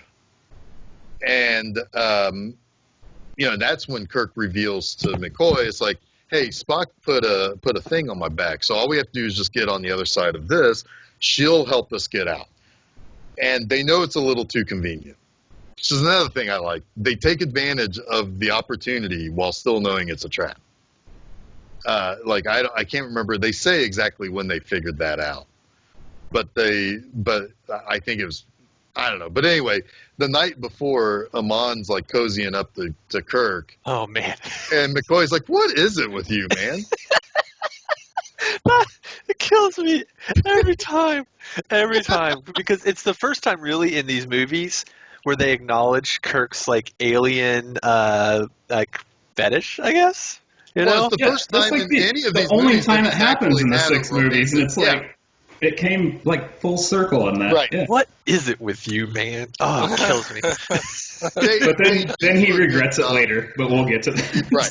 Well, they do kind of play up to some of those misconceptions of Kirk in this, because even in the trial, Chang is like, well, isn't it true that you regularly disobey orders? To which regularly, no, he doesn't. At times, he does. And the reason why... I've been known at times to disobey orders. Is that what he said? Right. Yeah. Yes. But the reason why the only times he's ever disobeyed orders is to prove that he's not just some jarhead that just follows orders. When he knows something is wrong, he will do what is tactically right. Right. And so, but anyway, they do kind of play. He wouldn't have just stole the Enterprise in 3 to be a dick. Like he's got a reason. It was right. Yeah. Well, you could argue. If he's just out on a random mission, he's not going to be like, oh, I don't care if Starfleet says this, I'm doing this. Like, you could argue, though, that was personal, him stealing the Enterprise. Personal, but he's not just being a and dick not against necessarily Starfleet right. for doing it. Yeah, I don't know, but his last act, I mean, I don't want to get too far ahead. His last act in this movie is to disobey direct orders for no real reason. True. Other than self-satisfaction. Which is, it's a great ending, and I can't. Yeah. Right. Well, we're getting there. We're warp speeding to that very quickly here. Full impulse. So they get outside the shield, and they pick them up. So now the Enterprise has to go into Klingon territory. Wait, are we really going to gloss over the fact that Shatner fights himself? Well, we're getting there, because the Enterprise, there's two things happening at the same time here. No, I thought you just said they beamed them off the planet. No, they get beyond the shield. Okay. So that means now the Enterprise can pick them up. Oh, they can pick them up. I thought you said they did pick them up. Well, I meant that they're picking up their signal. Okay. And we haven't got to in my opinion, the best Sulu line of the entire movie. Ooh, I know what you're talking about. Yeah. Oh, yeah, that's a good one too. But so they're flying to into Klingon territory, and they have to pretend to be Klingon. And now Nichelle Nichols did argue that she should know Klingon, which I guess J.J. Abrams picked up later, because that Uhura in that timeline can speak every language. Yeah, so this is definitely the one moment in the movie I find to be very ridiculous. They've got, I don't know how many fucking books out. Like books. Physical books. Physical books. We barely use physical books now, right? I mean, well, in 1991, I was using books every day. Yeah, but that's dumb. But in 1991, no one was transcribing Klingon language into a physical medium. Like, I thought. Well, you know what I funny. mean. I thought it was pretty great. I own the liked Klingon. I own the Klingon. I don't have it anymore, but I did own the Klingon dictionary. Okay, but let's say that those are Star Trek universe books. If we're actually in the Star Trek universe in the 90s, nobody would have known what Klingon was, and there wouldn't be books by the time we knew what Klingon was. Is what I think Jason is saying. Yeah, correct. Wait, what? There should. what you're saying is that they should have been able to figure it out via computer, not I'm actual saying, books. Well, they and couldn't use beyond their that- universal translator because that would be detected. Look, yes. Go, Jay. Here's Explain. the thing. This is very fucking easy. You could, first of all, the books are ridiculous, but that's neither here nor there. Second of all, we have people now who we can speak every fucking language there is in our military and in our government and in our CIA and whatever. It's like Klingons are your goddamn like number one enemy. You have somebody on the fucking ship who can speak Klingon. That's just a given. And the fact that Uhura can't is absolutely right. That's bullshit. She should know how to speak Klingon. And then number 3, sure, you've got a universal translator. Use it. You can though, but you don't have to respond with it. You can use it to translate the words that they're saying to you, and then you can speak into it the words that you want to say to them, and then just repeat them. Well, I don't think they. I don't know. Oh, I get you. I get what you're saying, but That I makes don't sense. know. I see no empirical evidence that the computer can do that. You needed those books. This is dumb. This is No, dumb. It's a dumb scene. It's funny, but it's dumb. I'm sure knowing that this was going to be the last movie, like let's throw in something a little campy in it. Like I have no problem with it. I have no problem. I thought it was, especially with her, every time I see it. with Uhura trying to translate. I thought it was pretty funny when you read the translations and it's like, I think the laugh. I think you could have done the scene perfectly fine and still got the same comedy with the group laugh, because that's funny when they all have to like laugh heartily like Klingons. But I think though it also lends to the idea that this is a movie that you could walk into off the street and watch. yeah, And be a layman. Okay. So yeah. Because there's no reason for anybody when they to start laughing, like watch out for bugs or something like that. don't catch bugs. Don't catch bugs. All right. We'll just call that my Lieutenant Commander nerd out. Well, I'm not promoting you to commander for that. On that. No field commission promotion for you. So anyway, so they get there. So they're rushing to pick up. This also has one of my favorite moments at the end of this segment. But so then Kirk realizes that Amon has set them up, and because she's a shapeshifter, and she shapeshifts into Kirk. Yes. And it's like somebody says something about it's like, oh, you kissed that thing. And it's like, oh, it must have always been your dream. I'm sure it was your lifelong ambition or something like that. And so they fight, and the Klingons show up to kill Kirk and McCoy. And now there's 2 Kirks. And somehow Kirk, the real Kirk, just says he's not the real one, and they just shoot the not the real one. Dude, it was that was dicey. That was real dicey. 50. I wasn't really. I mean, I was sure when I saw that. I was like, they didn't kill Kirk, but at the same time, it's like, damn, he came real close to death there. That was a coin. It seems like too they knew who the real Kirk was because they said no witnesses as soon as No they witnesses shot anyway, the fake one. Right. True. Right. But They weren't really? gonna. Yes, And they're gonna kill them all anyway. So Right. yeah. So at this point, because it's like, well, who set us up? What is it? What's going on here? So the prison guard was like, all right, well, since you're gonna die anyway, it was, and they beam, and Kirk's like, no, god damn it, all the hell, god damn it. Yeah. And he gets onto the Enterprise, he's still cussing, and Spock's like, you couldn't have waited 2 more seconds. He was about to tell us who was behind everything, and Chekhov says, you want to go back? I was like, no, it's cold. Very cool. Yeah, between 5 and 6, Like that was to what go back. the 3rd time that Kurt got pissed off at Right, by Spock. beaming. me up. Yeah. So then he, Scotty is, they're cruising back to Federation space. They're trying to figure out where the new peace talks are going to be, because clearly there is a plot to kill people, whatever. And Scotty is just chilling in the dining area there, and he hears this rattle from the very 20th century vent, and that cools the ship. Obviously, I mean, you got to have air conditioning on the ship out in space.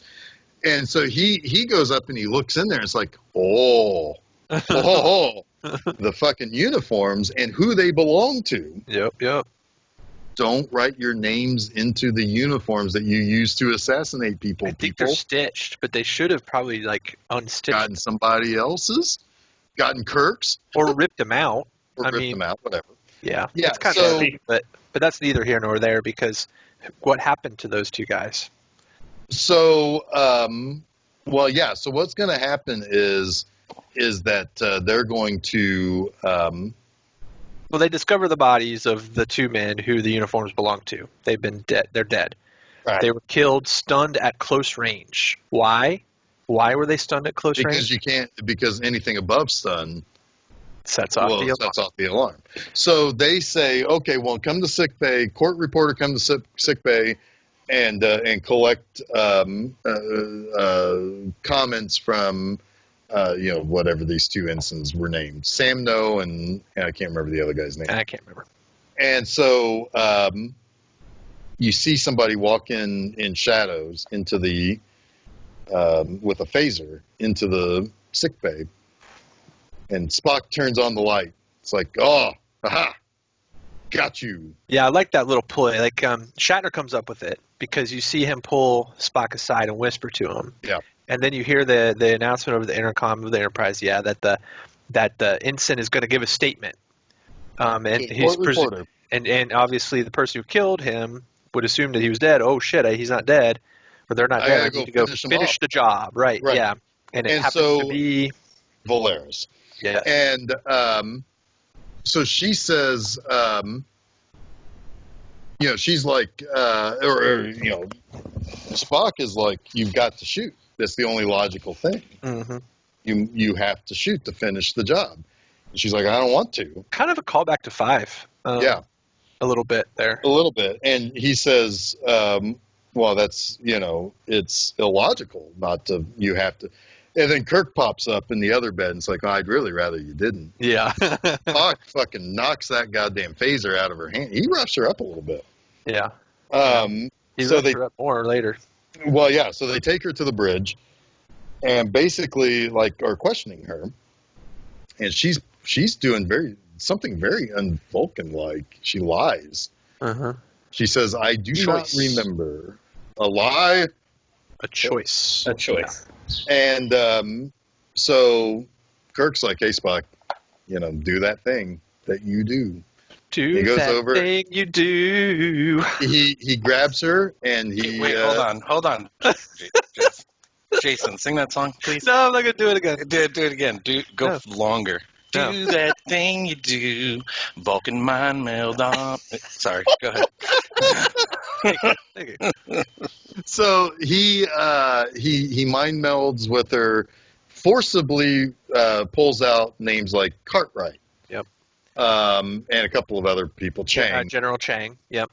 And then then Kirk's like, so. And also the Romulan ambassador. Right, the Romulan guy.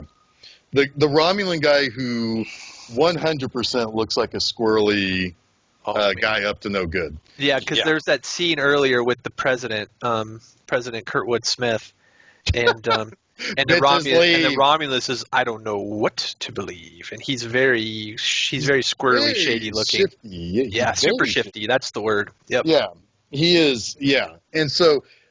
He's like, okay, well, does she know where the new peace talks is? Well, because she's on the Enterprise, she doesn't. Right. So he calls up Sulu. Hey, buddy, what's up? He's like, it's Captain Kittimer. Which that was easy. Yeah. Yeah. I'll meet you there. Well, we're gonna go there. We'll have some beers. So Enterprise heads towards Kittimer.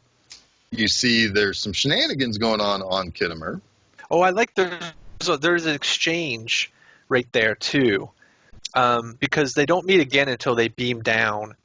But there's an exchange where Sulu tells the Captain Kirk, nice to see you back in action again one more time. I like that. Yeah. I just like that. Yeah. It's this really cool, subordinate to captain kind of thing. Well, he learned everything he knows from He watching. learned everything he learned from watching Kirk, and now Yeah, they're on this equal level. And it's Because just then Kirk really asked cool him camaraderie. something, and then he's like, "I'm sorry, you're breaking up.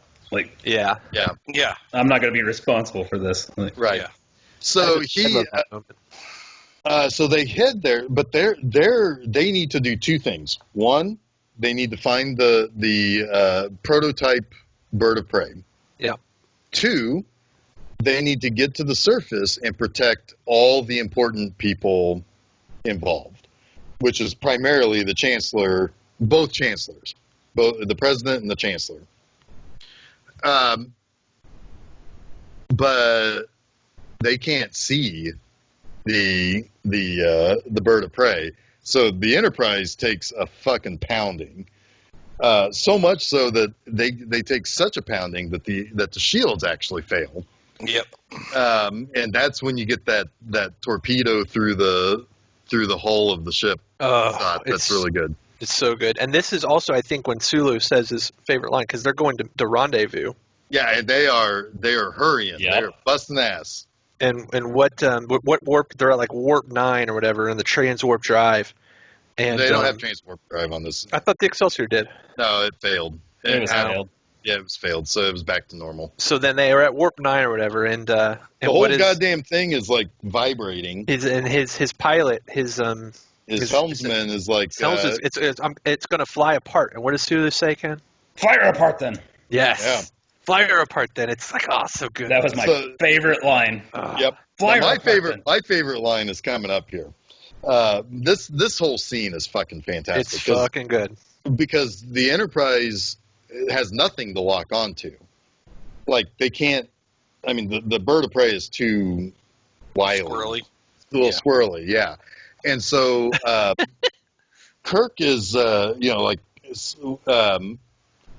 figuring something out, and Spock is like, gas. Yeah. Like, what? What? What? You got that bourbon and beans thing going on? He's like, no, gas.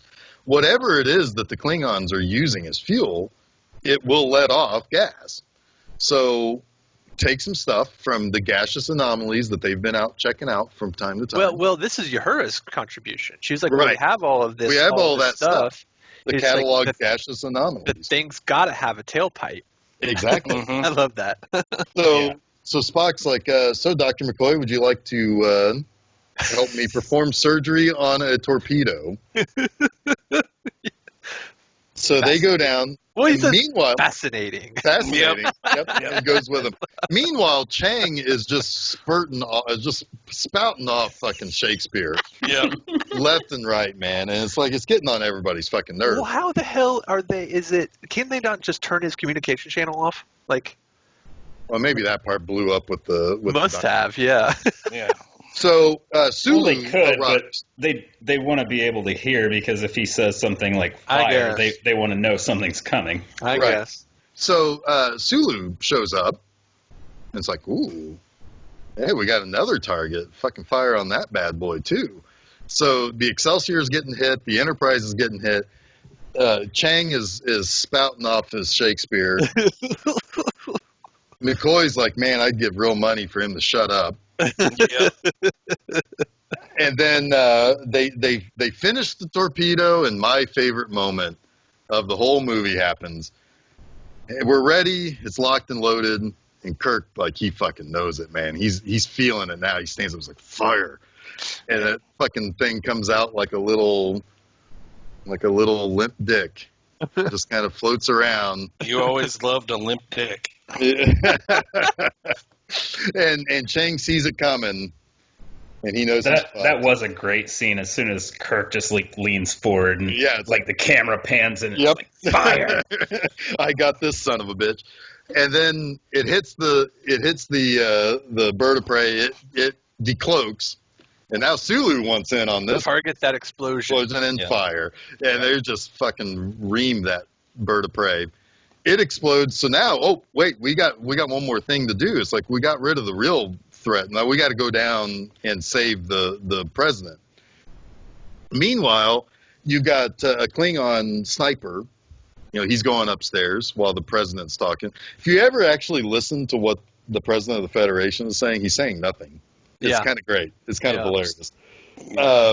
He's saying a bunch of very presidential sounding it's things. very jargony, very right. very diplomatic, just nothing. Yeah. He's like, our thought leadership will just because we should do a thing doesn't necessarily mean we have to do that thing.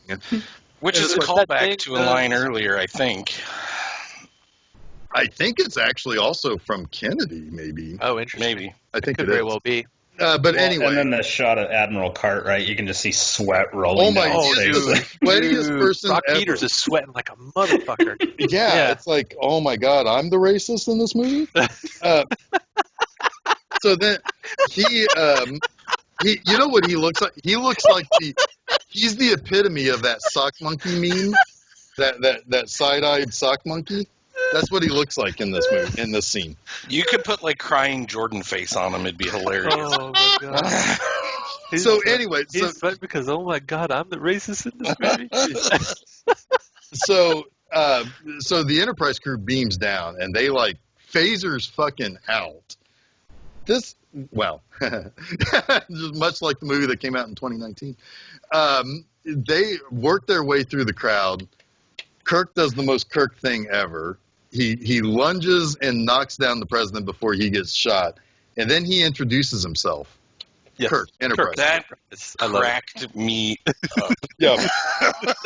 Everybody thought. But then Sulu beams down with his guys and like stops Peters. I think Brock Peters. Yeah. It's just like, wait a minute. Yep. Wait a minute. Yeah, No, you're not going anywhere, buddy. Yep. And then Scotty has to go kill the guy up. He kills Rene Auberjonois from Odo. He kills Odo from Deep Space Nine. Yeah. Yep. Yeah. And I didn't know that connection. Yeah. So then Kirk basically makes the final speech, and everybody poses for a picture.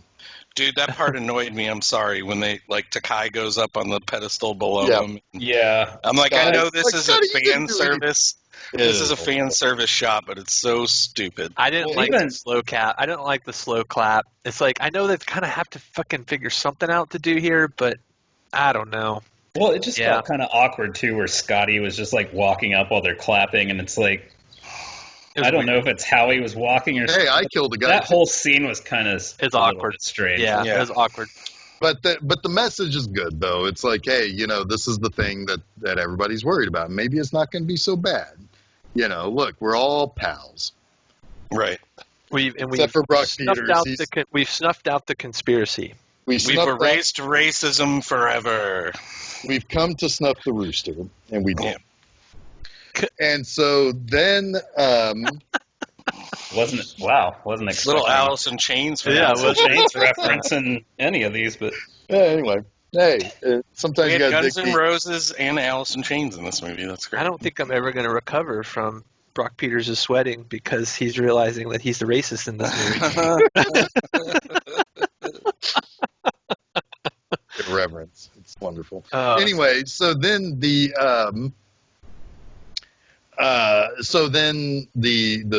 Sulu signs off the parts. They say, hey, you know, he's going to be pretty good captain over there. And Kirk makes his final log entry as the careers of everybody is winding down because they are to report to be decommissioned. And that's Kirk says, hey, you know, this is the time will come for other people and other missions and other crews to go where no man or no one has gone before. Yeah. But first, we're going to go to the second star on the left, or whatever he says. Straight on till morning. It's from Peter. Second star. Yep, it's Peter Pan. Yep. Second star on the right, straight on till dawn. Uhura tells him we're to report back to Space Sock to be decommissioned. Yep. I like the Spock's reaction to that is... Yeah, go to hell. If I were human, I would say go to hell. Yeah. I were human. There's kind of a little nice tie back to 4 as well. So. Yep. Yeah. So, yeah. So, end of movie. End of a saga. I'm not going to count Generations. Someday we're going to have to talk about that movie. Not going to be a good time. It's not going to be a good time. I might have to gonna do be kind liquor on that one. That's going to be kind of like a Jason Goes to Hell episode. Yeah. You know, the reluctant, all right, because we're a completist and because we love our fans, all three of you, we'll do Generations. But we don't want to. We really don't want to. I'm not going to say anything about it until we actually have to. I haven't seen it in a long time, and I have a feeling it's going to make me ragey. So I do have a couple of things here to mention before we close things down here. Cool. And I hand the ship over to other people to close things down and to go where no one has gone before. First of all, Roddenberry didn't live to see this movie released. However, he was shown a near complete cut, threatened to sue to have up to a quarter removed. My God. Nicholas Meyer got onto the phone with him, had a heated argument with him, said crap. some things he regretted, and Roddenberry died 2 days later. Wow, really? Oh, So this man. movie killed him. Nicholas Meyer does not feel great about that. Oh, man. Do we know what he said, or? I don't know. I don't know. What did Roddenberry object to? Do we know that? He objected to everything after Star Trek: The Motion Picture. I know, that but I'm just curious what he objected to in this movie, because I would have thought 6 would have been the most. This is a fucking. That he would have been like totally on board with. You would think. I don't know. You would think the message and the theme of this movie is absolutely at the heart of what Roddenberry was trying to accomplish with. I have a feeling he would probably say the whole idea that they're concerned about it being a military being closed down, because there was no military in Star Trek. Bullshit. But it's and he probably didn't like the fact that there was any racist themes in it. There is no racism, except for every episode that a Klingon or a Romulan was in. Right. But anyway. Yeah. Next, this movie, story by Leonard Nimoy, script by Nimoy, Lawrence Connor, and Mark Rosenthal. Now, Nimoy claimed... Okay, go ahead. Yeah. Leonard Nimoy claimed in his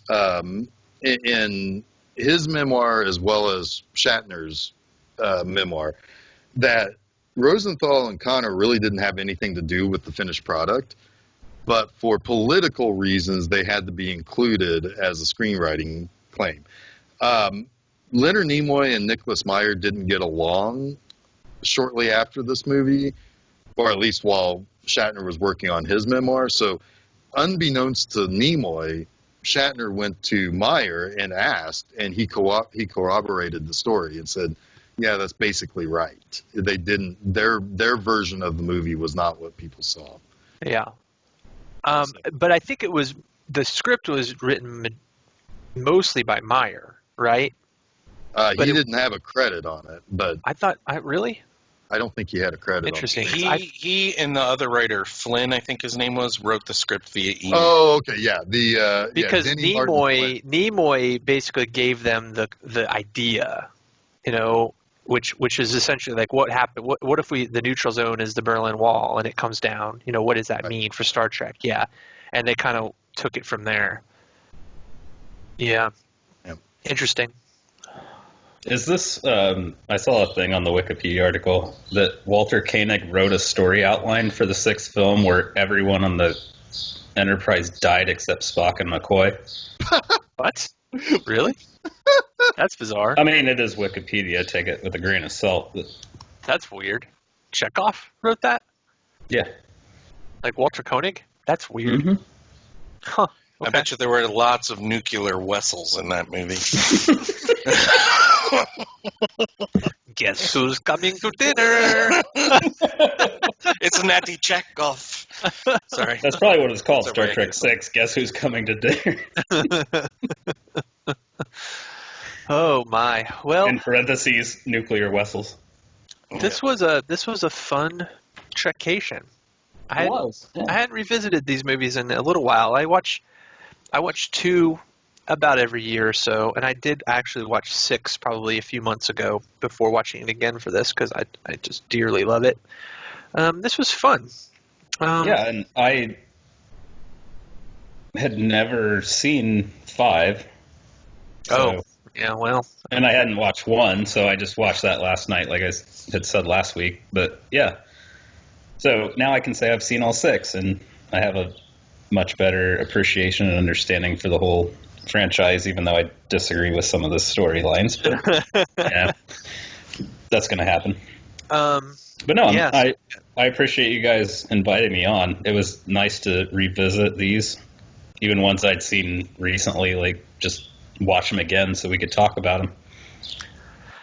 Yeah, what did you think, Chuck? What was your overall impression of 2 through 6? I am notably not a huge Star Trek or Star Wars fan, honestly. I was a bigger Star Wars fan as a kid, and then they were kind of ruined for me. Star Trek, I think my largest recollection were of 4 and 5, which is not a good recollection to have when you're talking about these movies. Like 2 and 6 are the ones you really need to see and remember, in my opinion. Mm-hmm.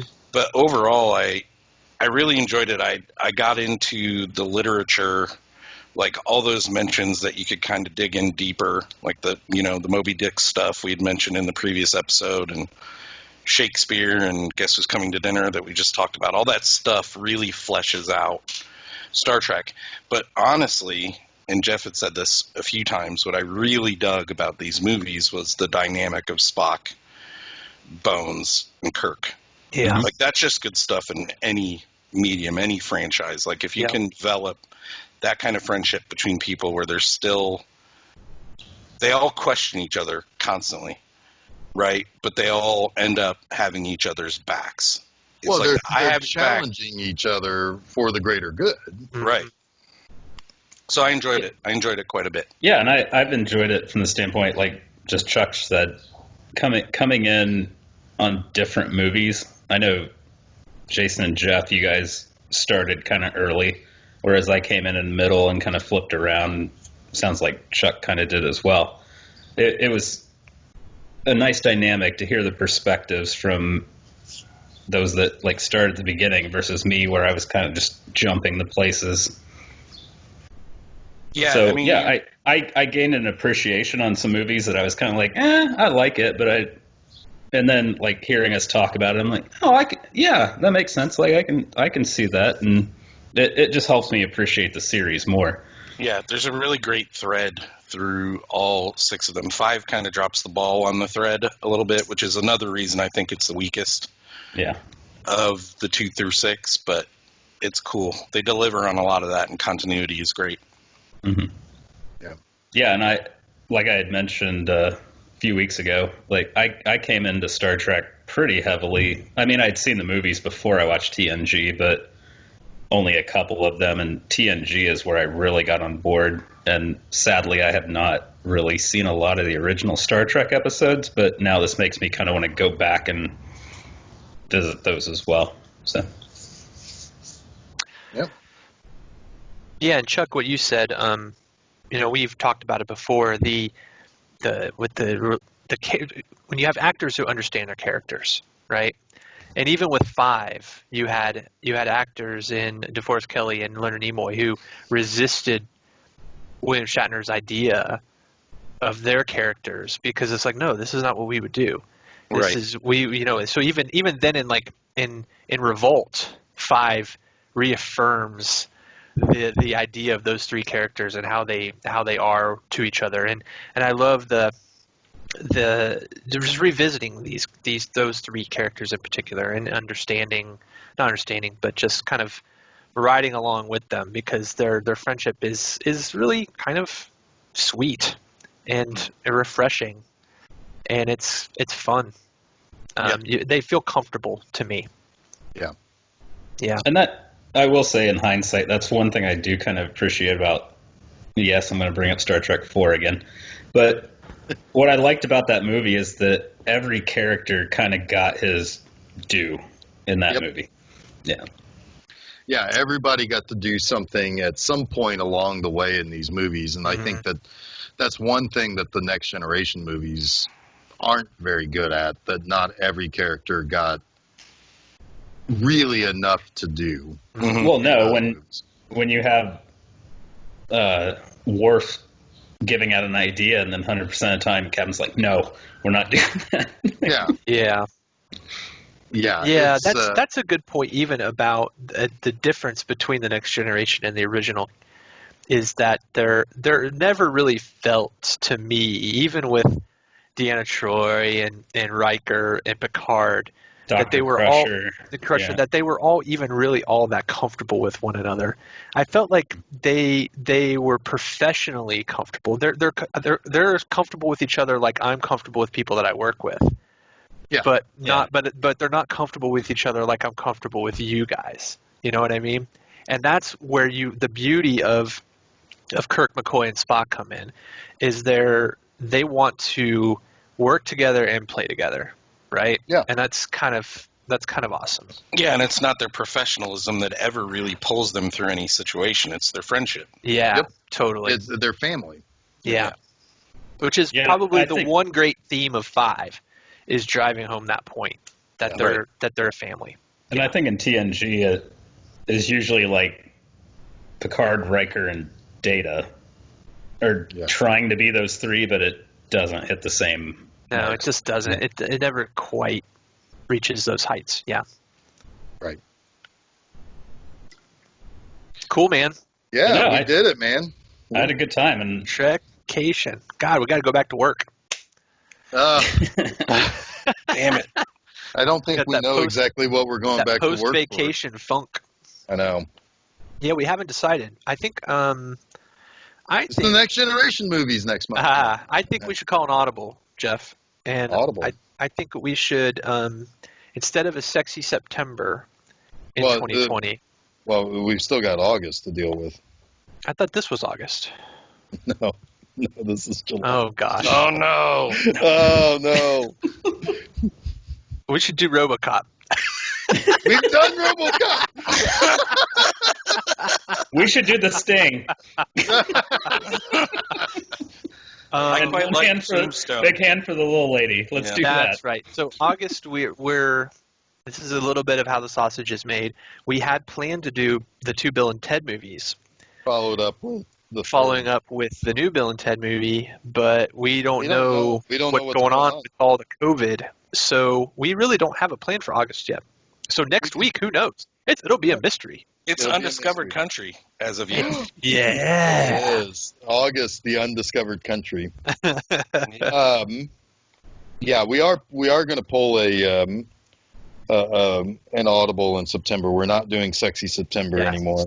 We're going to We're do doing Super September. Super September. I'm excited for Super September. Cool.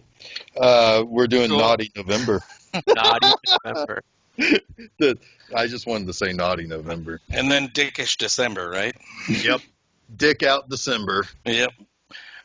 Gonna be nude. Zone out with your bone out in December, baby. Yeah. So tune in next week for We Don't Know What the Hell's Going On. True We'll that. know by the time this episode is released. That's Yeah. true. But no, I will say also, looking at the timer here on this recording, we appreciate you for sticking it out for a 2-hour discussion. But this is a good Star Trek movie, and we also had to kind of put the bow on the month Yeah. a little bit. Yeah. This is yeah. I wish these were like videos or movies or whatever, because then we could do like our little sign off with our signatures. Oh, yeah. That was a cool touch. That Yeah. was. Yeah. Very First nice. time that was ever done that I know of. Huh. So, Very cool. Yeah. I know Avengers Endgame kind of did a sort of a thing like that, where everybody got their own little, whatever they call that. What do they call that? Sign off? No, it's a vanity card. Oh, yeah. Everybody got their own vanity card, but and I guess for like the 5 originals they signed, but not everybody did that. I mean, like fuck, even Chekhov got to put his signature on there. Hell yeah. So As he should. as he should, but it's just Chekhov. Oh. Well, no, I mean, but like The nuclear vessels. No, nuclear vessels. Vessels. everybody. Yes, I thought he was very important to the story. Awesome. Beautiful. All right, so yeah, we don't know what's going on next week at the time that we're recording this, but we do know that There every will be a Wednesday. new episode on Wednesday. Every Wednesday there will be a new episode regardless, even if some of us die from viruses. I've been dead before. Yeah. Yeah. Well He done. passed me all of his marbles. Yeah.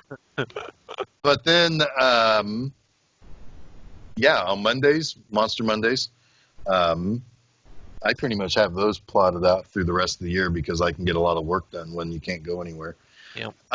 And then Fridays, go over to bmovieanima.com. Saturdays, 00 Saturdays. 00 Saturdays right here on filmseizure.com. Movie Anima. Yep. Check us out. And so check out those things. Go over to Facebook, Twitter. Follow us there. You can also follow us on SoundCloud, Stitcher, Spotify, Google Podcasts, Apple Podcasts, TuneIn, and YouTube. So, So, Ken, thank you so much for joining us on this fool's errand of Trekation. Thank you guys for having me. I had a really good time, and it was nice to revisit and actually watch some ones that I have not seen before. So Yeah, it's great. Fantastic. So until next week when we do something, I am Jeff Arbuckle. I'm Chuck Moore. I'm Jason Oliver, and you have been listening to Film Seizure. Beep, beep, beep, beep, beep, beep, beep.